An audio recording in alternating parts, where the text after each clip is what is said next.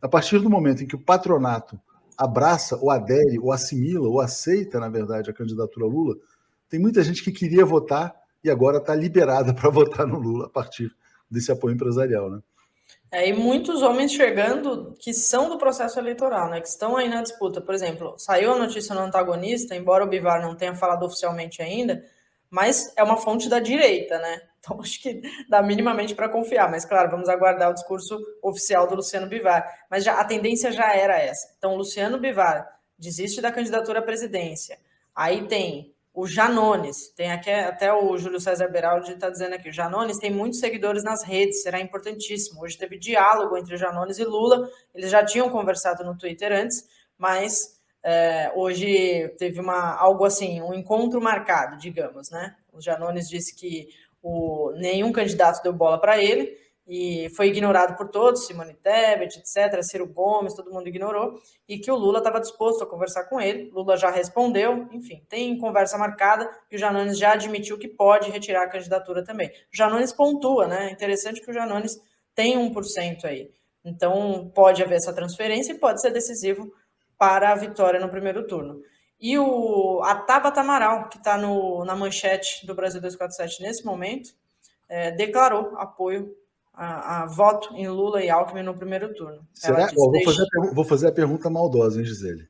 Fala. Será que Jorge Paulo Lemann está apoiando o ex-presidente Luiz Inácio Lula da Silva? Será que Lemann assinou o Manifesto pela Democracia? Fui malvado agora, né? Brincadeira. Desculpa, Tabata, foi mal, tá?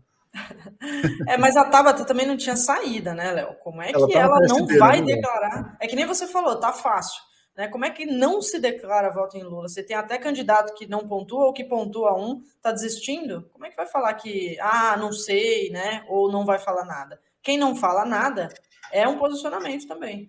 Você conhece aquela música da Rita Lee, Agora Só Falta Você? Belo Opa. dia resolvi mudar, né, e fazer tudo o que eu queria fazer. Será que o Ciro resolveu mudar? Ciro, vamos mandar essa música pro Ciro Gomes, vai, agora só falta você. Pois é. E o que você achou desse discurso do Ciro hoje, que depois de ter... Um dia depois, porque anteontem foi... Não, ontem foi Globo News, né? A entrevista dele na Globo News, e ele detonou, disse que não tem apoio, PT nunca mais, Lula nunca mais.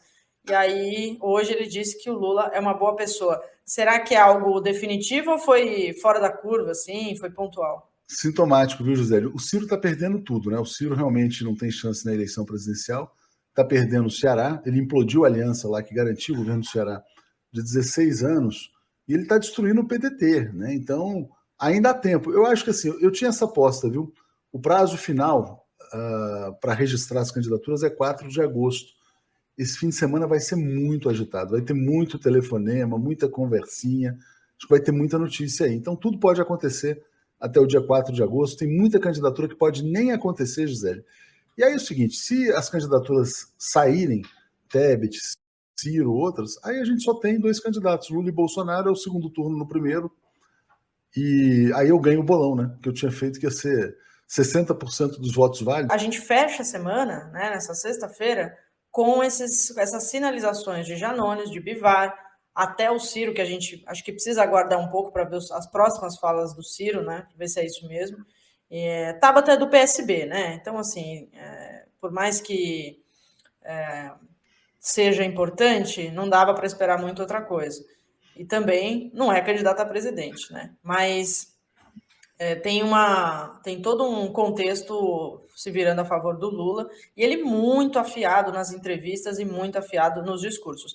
É um arrastão. De repente, nessa semana, se houve uma semana decisiva nesse processo todo da campanha eleitoral, que mal está começando, foi essa, né?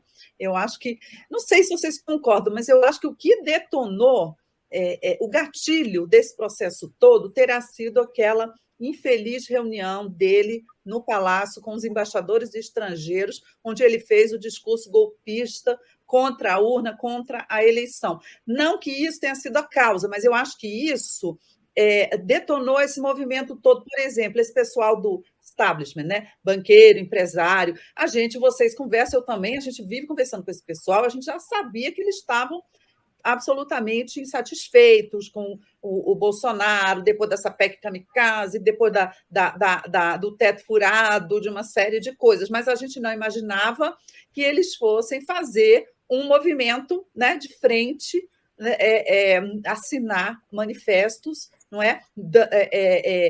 Deixando claro, né, que eles estavam desembarcando do governo Bolsonaro, ainda que sem tocar no nome do Bolsonaro e sem tocar no nome do Lula, porque esse pessoal também não é lulista, não. Muitos deles são antipetistas. Mas por que eles entraram nesse barco? Porque eles viram que chegou o momento de detonar o Bolsonaro, jogar o Bolsonaro pela janela. Aí você veio com isso, você teve várias instituições, representantes de corporações, institutos da sociedade muito importantes, área jurídica. Você teve um movimento que veio num crescendo, e isso contamina os políticos, né?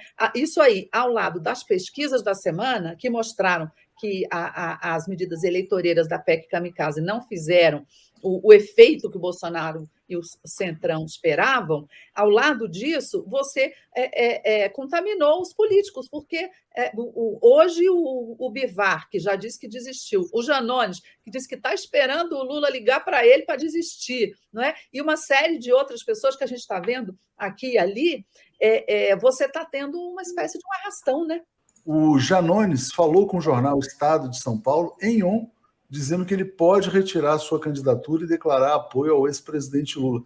Antes de você entrar, a gente falava, eu e Gisele, muita coisa vai acontecer até o 4 de agosto, né? Esse fim de semana vai ser quente.